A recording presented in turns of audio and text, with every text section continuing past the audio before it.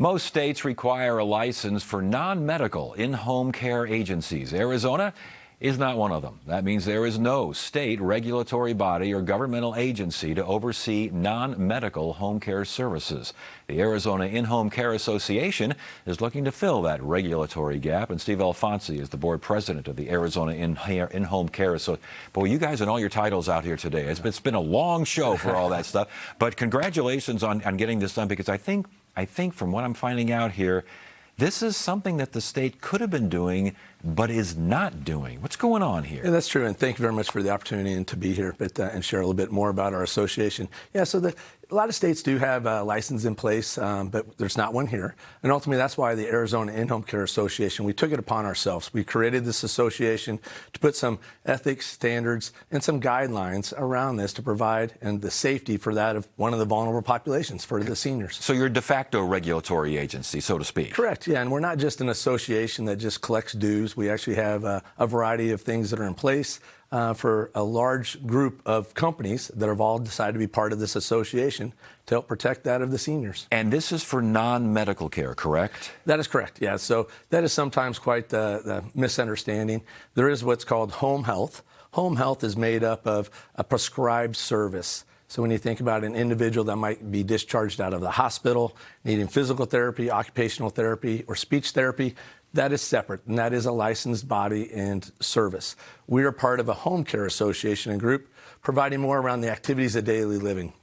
As we all age, certain things become a little bit more challenging, whether it's hygiene, dressing, bathing, all those different things, and that's where then the caregiver services come in. And you don't have to go too far in this, but I'm kind of curious about your opinion here. Yeah. Where's the state in here? Why isn't the state involved? Yeah, I'm not really here to get into that. It's really becomes a challenging and tough conversation. But over the years and historically, Arizona has been really pro-business. And within that, there's a variety of different things of not getting into a lot of different regulations. And that's why we've created our own association to help provide a difference. And there definitely are some things that we do that is required in our group. So you got system of standards for home care agencies, correct? That is correct. You got a system of certification as well. Talk about that. Yeah, so each company that is part of our association, some of the requirements once they, through the application process, some of the things that they have to have in place is workers' comp. So you think about that, all those caregivers are going out there. If something was to happen, and if they're separately hired by an individual, then ultimately there could be a workers' comp case. Homeowners insurance is not going to cover that. So with part of our group, you have to have workers' comp, general liability insurance, professional liability, and do background on the employee. Interesting. And what about consumer accountability? Yes. And so we do the same thing. So we ultimately are trying to watch out of all individuals that are involved, whether it be from the clients, the caregivers, and a variety of individuals to protect everybody that's involved. So as far as standards are, I want to go back to standards here. How do you define standards, and how do you make sure standards are being met? Yep. So each individual, if they are a company, and we have a little over 100 plus companies that are part of the association, through the application process, they have to furnish a variety of different things, and then through that, then our association and our ethics committee and group will verify and validate that those things are in place. And then ongoing each year, we'll continue to follow them as long as that making sure that all those things are staying true.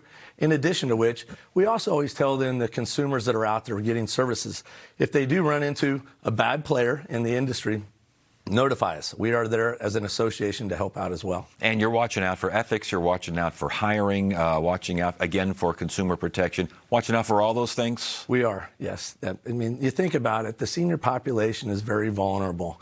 And a lot of times individuals relocate here, or they have family members residing in other states. They're just assuming and thinking that every state is the same, and that's not true.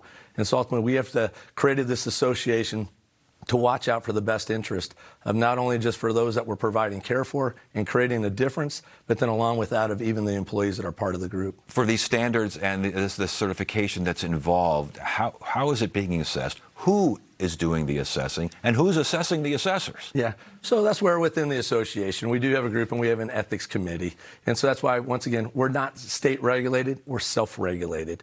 And so that's where individuals such as myself, being the board president, and a variety of other individuals, we're actively involved, volunteering our time to keep a good eye out on what's going on within the marketplace. How tough is that accreditation? You know, it's accreditation. It is tough because a lot of times, you know, companies have a choice.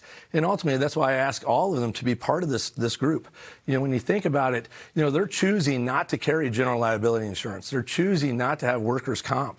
They're choosing not to background. So ultimately, what we're trying to do, I mean, is consistently and go through inviting others to be part of this association and bringing awareness also to that of the hospital systems and others when they do refer over and needing care, that ultimately they do ask those proper questions or consider a company within the Arizona In-Home Care Association. And that's what I was going to ask as well. Accreditation is one thing, but this is kind of a way to say, this agency is here, this agency wants nothing to do with you. Maybe there's a reason they want nothing to do with you. And quite often that is, I mean, whether it be from a financial aspect that they're just trying to do for their own personal needs or gains, but ultimately within our association, our purpose is really centered around patient-centered care and doing what's best for the individual. So someone's watching this right now, and there's the in-home care, non-medical in-home care for a relative, for a friend, neighbor, friend, whatever. What are the best questions that they should ask, besides finding out if they're part of your group there? Yeah, true. I agree. That's the first thing they should do is go to our website at AZNHA.org. But if they're not doing that, then ask the questions. A lot of times it becomes a little bit of a marketing piece where individuals will come out, they'll sit with the family and say, yes, we background check. A follow-up question, do you background check everybody? Another question is, they'll say, do you carry insurance? They might say, yes, we carry insurance. But then you ask, is it workers' comp? Is it general liability? Who are you protecting? Because you really need to dive in and ask those questions. Never just assume for the safety of your loved one. All right, Steve Alfonsi, Arizona In-Home Care Association. I got it. Thanks for being here. We appreciate it. Thank you. I appreciate the opportunity. You bet. Yeah. And that is it for now. I'm Ted Simons. Thank you so much for joining us. You have a great evening.